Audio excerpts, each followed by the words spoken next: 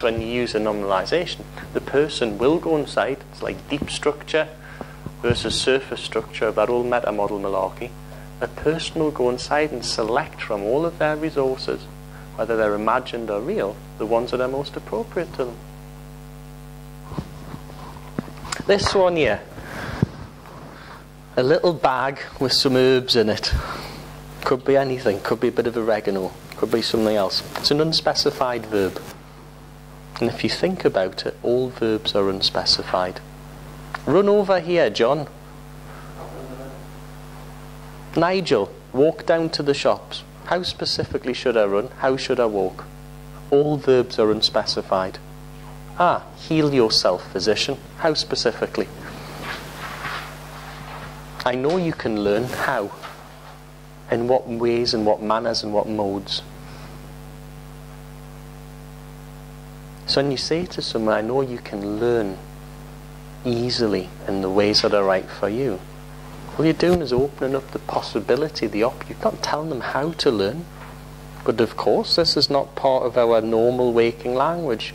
I bet most of you never question people's unspecified verbs when you're in a conversation, because you'd be Billy no mates. Even if you converse with yourself, don't do it too much. So all verbs are unspecified. Tag questions. You understand questions, don't you? You understand tag questions, do you not? Isn't it curious that hypnosis is so interesting? You can put a tag question at the front. There's nothing to say you can't. Geordies are natural with this, innit?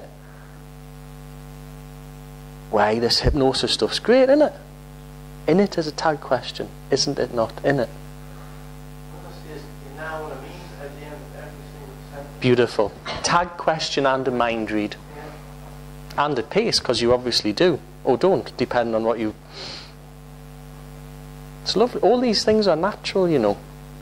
You know. There's a tag question. Isn't it?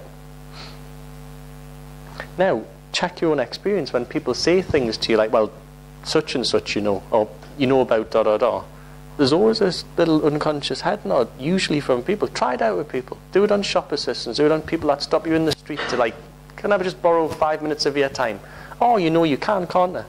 Yes, yes. How much unconscious stuff can you get going? Brilliant. They get paid for it and you're just amusing yourself. And you'll probably get a biscuit or something at the end of it, or a cup of tea. Maybe it's a catalogue. £10 Marks and Sparks voucher. Then you can go and spend the £10 Marks and Sparks voucher because you've earned it while you've been learning to do something at the same time, as you just walk into Marks and Spencer's, pass it over and do the same thing again. Just for no reason. No reason whatsoever. There's a good reason not to do nothing. Referential index. These are really interesting. Or unspecified or change referential index. People always can start to learn in different ways.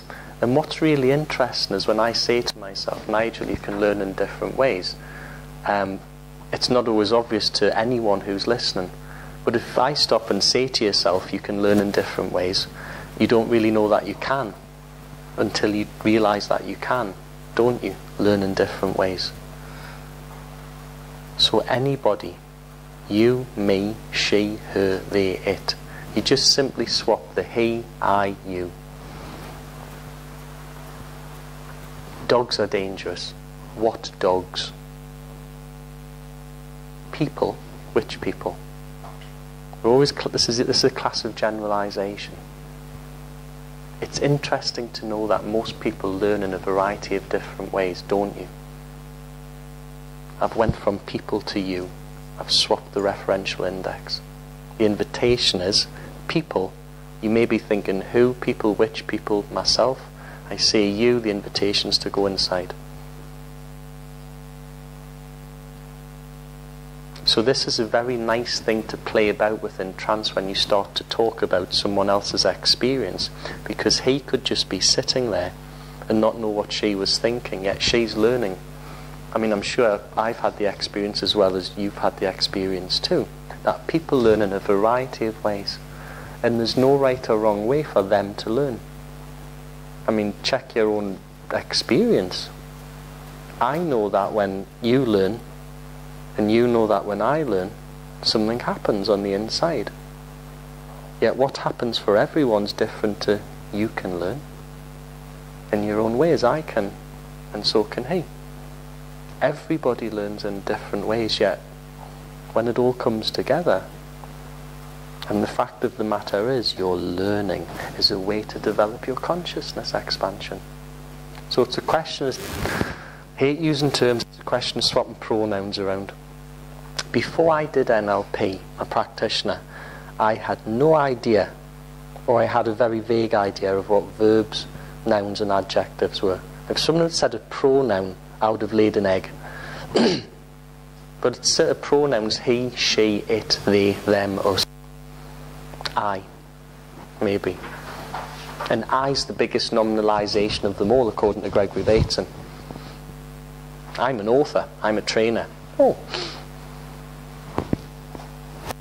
And then this gets better, right? You just start to get to... This is not a map of the inside of my mind anymore. It clearly was at the time. Clearly. Should be obvious to you. That's a pear in it. And next to it, it's something in a glass of water, right? It's a comparative deletion. I thought it was good. Now this is this class of words that are better, best, superlatives and comparatives. And you might even want to fit more into that, the more pattern which Gordon used earlier on. The better you get at hypnosis, the easier it is to become more conversationally fluent, because you know you're practicing and getting more and more adroit, adept and able to simply form sentences. Not necessarily the best one you'll form today, yet at the same time perhaps better than one you formed yesterday, consciously or unconsciously. So it's a comparison. Best, better, most, many, more. Cool, cooler. Great, greater. Always words with ER on the end. Or ost, as in most. And then you've got 2 feet for pacing. And then down to the left as you're looking at it, bottom, pair of handcuffs, a double bind. Will you learn this easily and effortlessly today, or will it take just a little bit of conscious effort on your behalf to really understand deeply these patterns? It's an either or choice. Yet, whichever one you take, the intention is to get you to realize you're understanding this already. Whether you choose to do it in one way or another is up to you. Whenever you detect double binds, there's always a way out of it.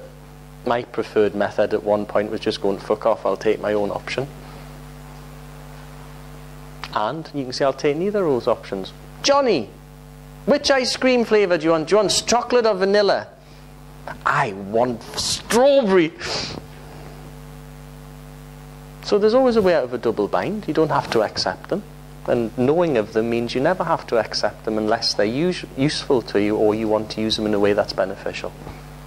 These things just slip into natural language. Either or choices, or lots of either or choices. And remember, you don't have to take any of them.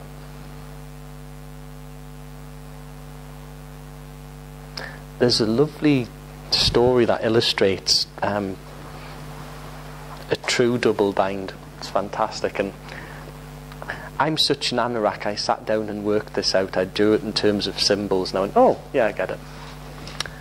There's 2 identical twins, and I mean identical. There is no way, you cannot possibly, I can't possibly tell them apart. Ever. Ever, ever, ever. There's no possible way. They sound